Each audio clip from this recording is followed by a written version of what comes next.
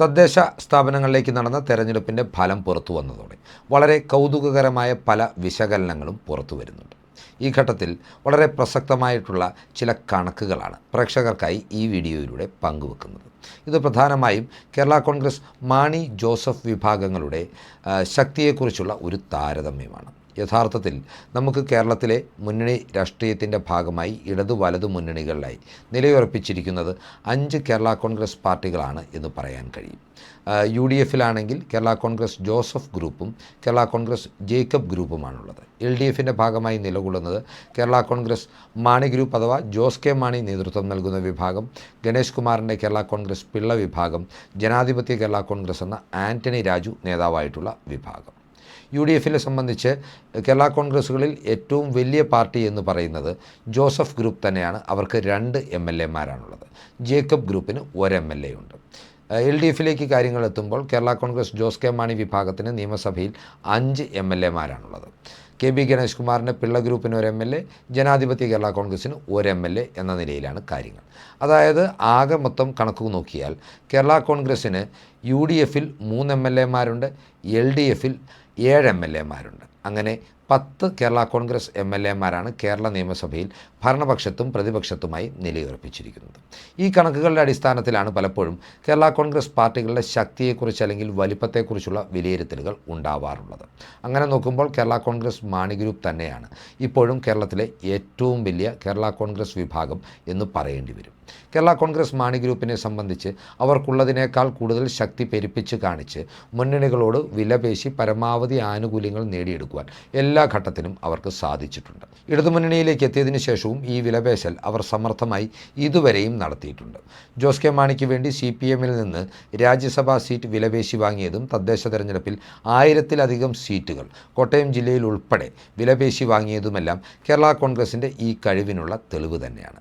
എന്നാൽ ഇത്രയെല്ലാം വിലപേശി വാങ്ങിയിട്ടും യഥാർത്ഥത്തിൽ ഒരു ജനഹിതം പുറത്തു വരുമ്പോൾ കേരള കോൺഗ്രസ് മാണി ഗ്രൂപ്പ് എത്രമാത്രം ദുർബലമാണ് എന്ന് തെളിയിക്കുന്ന, കേരള കോൺഗ്രസ് ജോസഫ് ഗ്രൂപ്പ് എത്രമാത്രം ശക്തി പ്രാപിക്കുന്നു എന്ന് തെളിയിക്കുന്ന ചില കണക്കുകളാണ് തദ്ദേശ തെരഞ്ഞെടുപ്പിന് തൊട്ടു പിന്നാലെ നമ്മുടെ മുന്നിലേക്ക് എത്തുന്നത്. നമുക്കറിയാം, ഇടതുമുന്നണിയുടെ ഭാഗമായി നേരിട്ട ആദ്യ പാർലമെൻറ്റ് തെരഞ്ഞെടുപ്പിൽ തന്നെ ജോസഫ് ഗ്രൂപ്പ് മാണി ഗ്രൂപ്പിനെ മലർത്തിയടിക്കുകയായിരുന്നു.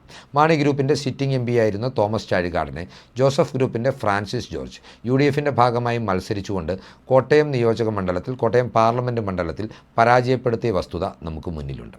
അതിന് തൊട്ടു പിന്നാലെയാണ് ഇപ്പോൾ തദ്ദേശ സ്ഥാപനങ്ങളിലേക്ക് നടന്ന തെരഞ്ഞെടുപ്പിൻ്റെ വളരെ കൗതുകകരമായ ചില വിവരങ്ങൾ പുറത്തു വരുന്നത്. ഈ വീഡിയോയിലൂടെ പ്രധാനമായും പങ്കുവെക്കുന്നത് UDF LDF മുന്നണികളുടെ ഭാഗമായി നിന്നുകൊണ്ട് തദ്ദേശ സ്ഥാപനങ്ങളിലേക്ക് കോട്ടയം ജില്ലയിൽ ജോസഫ് ഗ്രൂപ്പും മാണി ഗ്രൂപ്പും നേരിട്ട് ഏറ്റുമുട്ടിയ തദ്ദേശ സ്ഥാപനങ്ങളിലെ അല്ലെങ്കിൽ തദ്ദേശ സീറ്റുകളിലെ ഫലമാണ്, അതിൻ്റെ ശതമാന കണക്കാണ്. കോട്ടയം ജില്ലയെ സംബന്ധിച്ച് പറയുമ്പോൾ മാണി ഗ്രൂപ്പ് തങ്ങളുടെ ഏറ്റവും വലിയ ശക്തി കേന്ദ്രമാണ് കോട്ടയം ജില്ലയെന്നാണ് അവകാശപ്പെടുന്നത്. പലപ്പോഴും കോൺഗ്രസിനേക്കാളും CPMനേക്കാളും CPIയേക്കാളുമെല്ലാം ശക്തമായ പാർട്ടി തങ്ങളാണ് കോട്ടയം ജില്ലയിൽ എന്ന അവകാശവാദമാണ് അവർ മുന്നോട്ട് വെക്കാറുള്ളത്. ഇടതുമുന്നണിയിൽ CPMും CPIയും ഉൾപ്പെടെയുള്ളവർ ഈ അവകാശവാദങ്ങൾ വിലവെച്ച് കൊടുത്തതിൻ്റെ ഫലമായിട്ട് തന്നെയാണ് കോട്ടയം ജില്ലയിലെ ബഹുഭൂരിപക്ഷം തദ്ദേശ സ്ഥാപനങ്ങളിലേക്കും മത്സരിക്കുവാൻ മാണി ഗ്രൂപ്പിന് ഇത്തവണ ഇടതുമുന്നണിയിൽ നിന്ന് സീറ്റുകൾ ലഭിച്ചതും. എന്നാൽ തിരഞ്ഞെടുപ്പ് ഫലം പുറത്തു വന്നപ്പോൾ അവർ ദയനീയമായി പരാജയപ്പെടുന്നതാണ് കണ്ടത്. ആകെ മത്സരിച്ച സീറ്റുകളുടെ 25% മാത്രമാണ് അവർക്ക് വിജയിച്ച് കയറാൻ കഴിഞ്ഞത്. ഇനി നേരത്തെ പറഞ്ഞതുപോലെ ജോസഫ് ഗ്രൂപ്പും മാണി ഗ്രൂപ്പും നേരിട്ട് ഏറ്റുമുട്ടിയ സീറ്റുകളുടെ കണക്കുകൾ നമുക്കൊന്ന് പരിശോധിച്ച് നോക്കാം. മുനിസിപ്പാലിറ്റിയിലെയും ഗ്രാമപഞ്ചായത്തുകളിലെയും ബ്ലോക്ക് പഞ്ചായത്തിലെയും ജില്ലാ പഞ്ചായത്തിലെയും കണക്കെടുത്ത് നോക്കുമ്പോൾ കോട്ടയം ജില്ലയിൽ മാണി ഗ്രൂപ്പും ജോസഫ് ഗ്രൂപ്പും തമ്മിൽ നേരിട്ട് ഏറ്റുമുട്ടിയത് 132 സീറ്റുകളിലാണ്. ഇങ്ങനെ നേരിട്ട് പോരാട്ടം നടന്ന 132 സീറ്റുകളിൽ 68 സീറ്റുകളിൽ ജോസഫ് ഗ്രൂപ്പ് വിജയിച്ചപ്പോൾ കേവലം 51 സീറ്റുകൾ മാത്രമാണ് മാണി ഗ്രൂപ്പിന് വിജയിക്കുവാൻ കഴിഞ്ഞത്. 13 സീറ്റുകളിൽ മറ്റുള്ള സ്ഥാനാർത്ഥികളാണ് ഈ 2 പാർട്ടികളിലെയും സ്ഥാനാർത്ഥികളെ പരാജയപ്പെടുത്തി വിജയിച്ചു കയറിയത്. ഇനി ഇത് ശതമാന കണക്കിൽ നോക്കുകയാണെങ്കിൽ നേരിട്ട് ഏറ്റുമുട്ടിയ 51% സീറ്റുകളിൽ ജോസഫ് ഗ്രൂപ്പിന് വിജയം കൈവരിക്കാനായപ്പോൾ മാണി ഗ്രൂപ്പ് വിജയിച്ചത് കേവലം 39% സീറ്റുകളിലാണ്. മറ്റുള്ളവർ വിജയിച്ചത് 10% സീറ്റുകളിലാണ്. അങ്ങനെ ആകെ സീറ്റുകളുടെ എണ്ണത്തിലും ശതമാന കണക്കിലും വലിയ ആധിപത്യമാണ് കോട്ടയം ജില്ലയിൽ ജോസഫ് ഗ്രൂപ്പ് മാണി ഗ്രൂപ്പിനെതിരെ നേടിയെടുത്തിരിക്കുന്നത്. കോട്ടയം ജില്ലയിലെ വിവിധ ഗ്രാമപഞ്ചായത്തുകളിലായി 100 സീറ്റുകളിലാണ് മാണി ജോസഫ് പാർട്ടികൾ തമ്മിൽ നേരിട്ട് പോരാട്ടം നടന്നത്. അതിൽ 54 സീറ്റുകൾ ജോസഫ് വിഭാഗം ജയിച്ചപ്പോൾ 38 സീറ്റുകളിലാണ് മാണി ഗ്രൂപ്പ് വിജയിച്ചത്. 8 സീറ്റുകളിൽ മറ്റുള്ളവരും വിജയം നേടി. ശതമാനക്കണക്കിൽ നോക്കുമ്പോൾ 54% വിജയം ജോസഫ് ഗ്രൂപ്പിന് കൈവരിക്കാനായപ്പോൾ 38% വിജയം മാത്രമേ മാണി ഗ്രൂപ്പിന് ലഭിച്ചുള്ളൂ. 8% വിജയം നേടിയത് മറ്റുള്ളവരാണ്. കോട്ടയം ജില്ലയിൽ 17 ബ്ലോക്ക് പഞ്ചായത്ത് സീറ്റുകളിലാണ് മാണി ഗ്രൂപ്പും ജോസഫ് ഗ്രൂപ്പും ഇടതു വലതു മുന്നണികളിൽ നിന്നായി നേരിട്ട് ഏറ്റുമുട്ടിയത്. ഇതിൽ 8 സീറ്റുകളിൽ ജോസഫ് ഗ്രൂപ്പ് വിജയിച്ചപ്പോൾ 7 സീറ്റുകളിൽ മാണി ഗ്രൂപ്പും 2 സീറ്റുകളിൽ മറ്റുള്ളവരുമാണ് വിജയിച്ചത്. ശതമാനക്കണക്കിൽ നോക്കുകയാണെങ്കിൽ ജോസഫ് ഗ്രൂപ്പിന് 48% സീറ്റുകളിൽ വിജയിക്കാൻ കഴിഞ്ഞു. മാണി ഗ്രൂപ്പിന് 41% സീറ്റുകളിൽ വിജയിക്കാൻ കഴിഞ്ഞു. ഇനി ജില്ലാ പഞ്ചായത്തിൻ്റെ കണക്ക് നോക്കുമ്പോൾ മാത്രമാണ് മാണി ഗ്രൂപ്പിന് നേരിയൊരു ആധിപത്യം ഇവിടെ നേടാൻ കഴിഞ്ഞിരിക്കുന്നത്.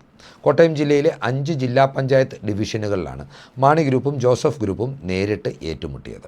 ഈ 5-ൽ 3 വിജയിക്കുവാൻ മാണി ഗ്രൂപ്പിനും 2 വിജയിക്കുവാൻ ജോസഫ് ഗ്രൂപ്പിനും സാധിച്ചു.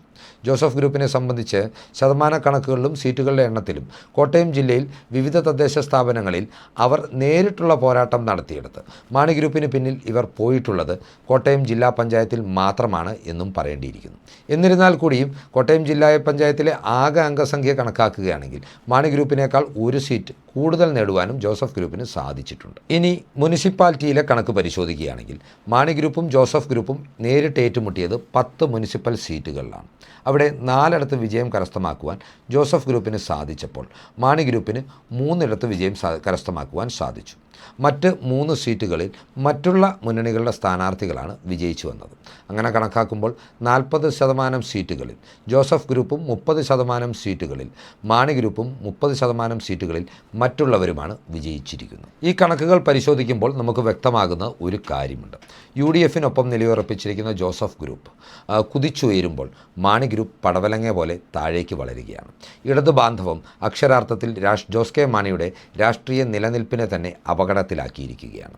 മറുവശത്ത് ജോസഫ് ഗ്രൂപ്പിനെ സംബന്ധിച്ച് കോൺഗ്രസിൻ്റെ സംരക്ഷണയിലും പിന്തുണയിലും മറ്റ് ഘടകകക്ഷികളുടെ പിന്തുണയിലും അവർക്ക് വലിയ രീതിയിലുള്ള വളർച്ചയും ഇവിടെ ഉണ്ടാകുന്നുണ്ട്. കോട്ടയം ജില്ലയിലെ MP-യെ മാണി ഗ്രൂപ്പിൽ നിന്ന് ജോസഫ് ഗ്രൂപ്പ് കരസ്ഥമാക്കിയിരിക്കുന്നു. ഇപ്പോൾ തദ്ദേശ സ്ഥാപനങ്ങളിലും അവർ മിന്നും വിജയം നേടിയെടുത്തിരിക്കുകയാണ്.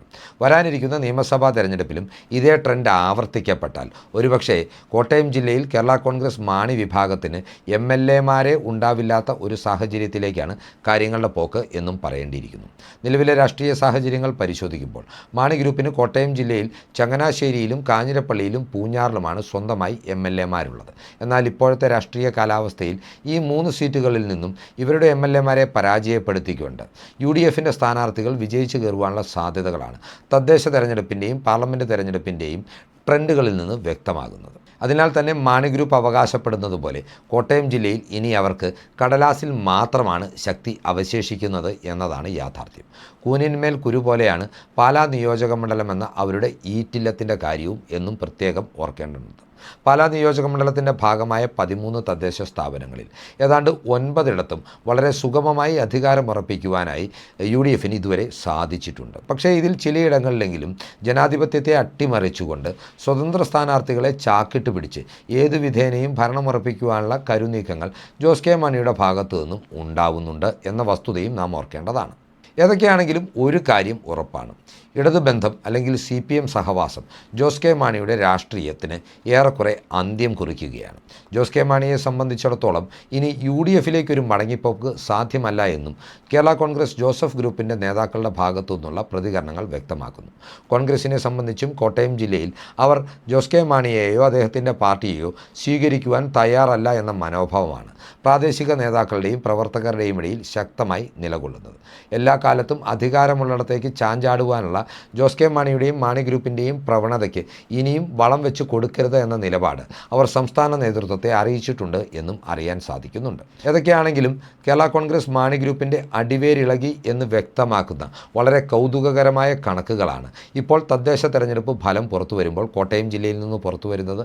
ഈ കണക്കുകൾ പ്രേക്ഷകർക്കായി അവതരിപ്പിച്ചുകൊണ്ട് ഈ വീഡിയോ ഇവിടെ അവസാനിപ്പിക്കുകയാണ്. കൂടുതൽ രാഷ്ട്രീയ വാർത്തകൾക്കും വിശകലനങ്ങൾക്കുമായി ഞങ്ങളുടെ ചാനൽ സബ്സ്ക്രൈബ് ചെയ്യുക. നന്ദി.